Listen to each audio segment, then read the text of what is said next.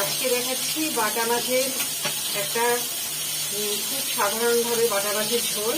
দেখো মাছগুলো, কিছু মাছ ভাজা হয়েছে আর কিছু মাছ এরকম এখানে ভাজা হচ্ছে।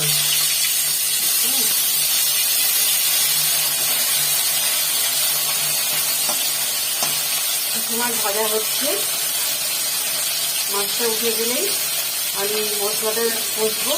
এখানে মশলা আছে দেখো, হলুদ গুঁড়ো, কিছুটা কুচানো ধনে পাতা, লবণ, আর আছে জিরে গুঁড়ো, জিরে বাটা, আদা বাটা, লঙ্কা বাটা, রসুন বাটা। এই হচ্ছে এই মাছটার মেন প্রধান জিনিস। আর একটু এখানে কালো জিরে ফোড়নে যাবে।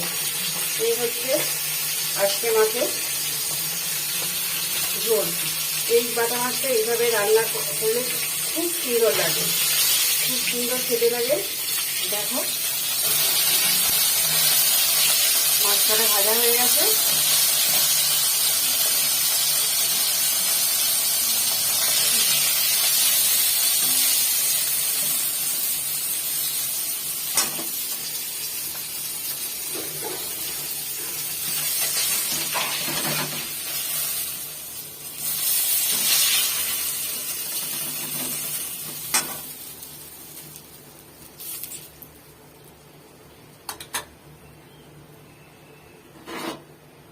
এবার মশলাটা দিয়ে দিচ্ছি।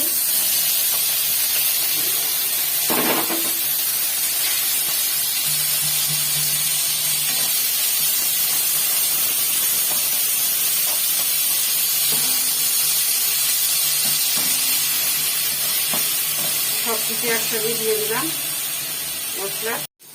মশলাটা কষা হয়ে গেছে। এবার জলটা দিয়ে দিলাম।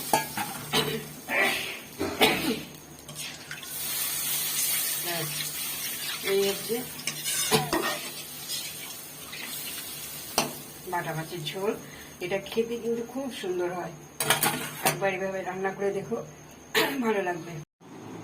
এই যে বাটা মাছের ঝোলটা কমপ্লিট হয়ে গিয়েছে, সেটা দেখালাম।